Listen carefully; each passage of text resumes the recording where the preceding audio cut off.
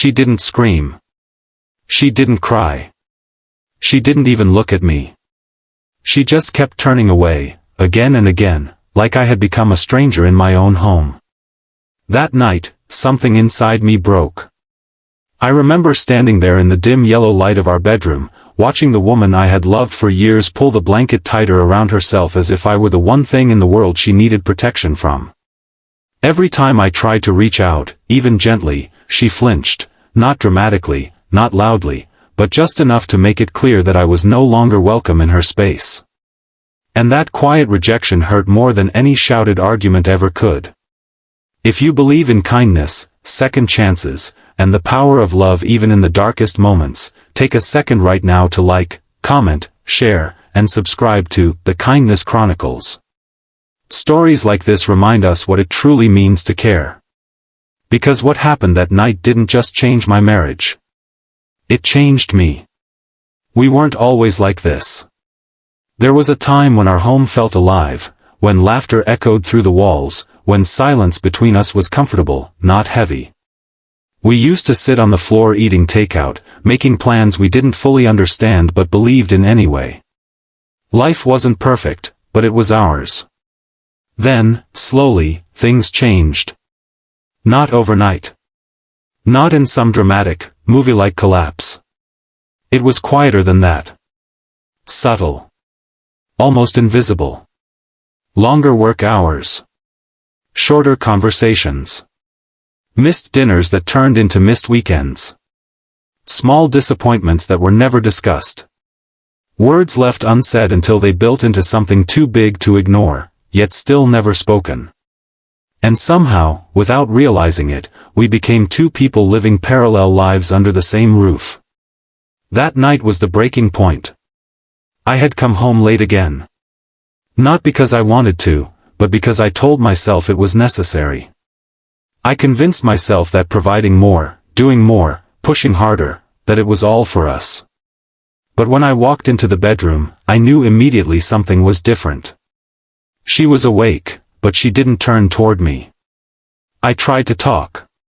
I kept my voice soft, careful, almost afraid. But every word I spoke seemed to land in empty space. She didn't respond. Not with anger. Not with sadness. Just silence. And when I gently touched her shoulder, she moved away. Not aggressively. Not dramatically. Just, away. Like my presence hurt. I lay there for hours, staring at the ceiling, listening to the quiet rhythm of her breathing, feeling more alone than I ever had in my life. My mind kept racing, replaying every moment, every mistake, every missed opportunity to fix what was breaking between us. But the worst part wasn't the distance. It was not understanding why. At some point in the night, I stopped trying to sleep.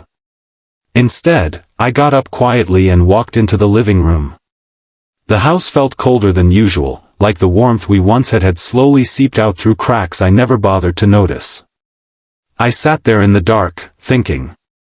For the first time in a long time, I stopped defending myself in my own head. I stopped making excuses. I stopped blaming stress, work, timing, anything else. And I asked myself a question I had been avoiding for months. When was the last time I truly saw her? Not looked at her. Not spoke to her. But actually saw her, understood her, listened without waiting to respond. I couldn't answer. That realization hit harder than anything she had done that night. By morning, I had made a decision. Not a dramatic one. Not something loud or showy. Just something honest. I was going to show up. Not as the version of me that was always tired, distracted, and rushing through life, but as the man she had once chosen. The man who paid attention. The man who cared about the small things. The man who didn't need a crisis to remember what mattered. That day, I didn't go to work. Instead, I stayed home. At first, it felt strange, almost wrong, like I was skipping something important. But deep down, I knew this was the most important thing I had done in a long time. I started small. I cleaned the house, not just quickly, but carefully, thoughtfully. I noticed things I hadn't paid attention to in months. The little decorations she had arranged. The books she had left half-finished. The quiet evidence of a life I had slowly stopped participating in. Then I cooked. Not because I'm a great cook, I'm not, but because I remembered she used to love when I tried. Even when the food wasn't perfect, the effort mattered. Hours passed. And for the first time in a long time, I wasn't rushing. I was present. When she finally came out of the bedroom, she looked surprised. Not dramatically, but enough that I noticed. Her eyes scanned the room, taking in the changes, the small efforts, the quiet signals. But she still didn't say anything. And this time, I didn't push. Because I was starting to understand something. This wasn't about one night. This wasn't about one conversation. This was about everything I had slowly stopped being. The days that followed weren't easy. She didn't suddenly open up. She didn't immediately forgive. The distance didn't disappear overnight. But something shifted. Not in her. In me. I started listening more. Not just to her words, but to her silences. I noticed when she seemed tired, when she seemed distant, when she needed space. And instead of reacting defensively, I gave her what she needed, even when it was difficult. I stopped trying to fix everything instantly. And started focusing on being consistent. Because love isn't built in grand gestures. It's built in small, repeated moments of care. Weeks passed. Then one evening, something unexpected happened. She sat next to me.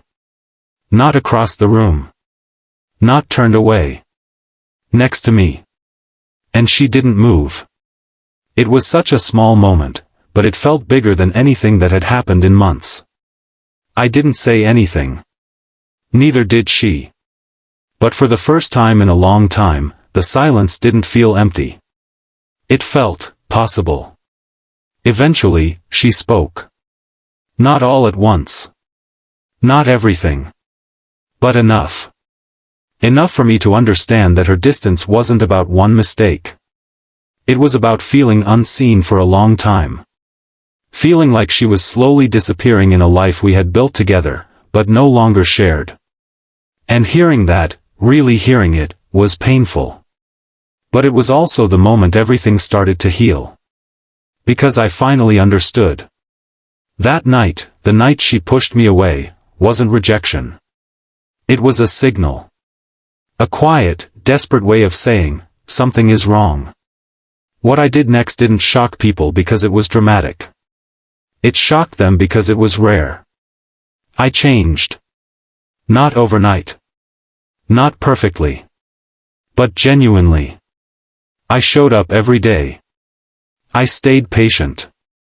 I kept choosing her, even when it wasn't easy. And slowly, she chose me again too. Our relationship didn't go back to what it was. It became something stronger. Something more aware. Something real. So if you're listening to this right now, and something in your life feels distant, broken, or quietly slipping away, don't wait for it to shatter completely. Sometimes the silence is already telling you everything you need to hear. You just have to be willing to listen.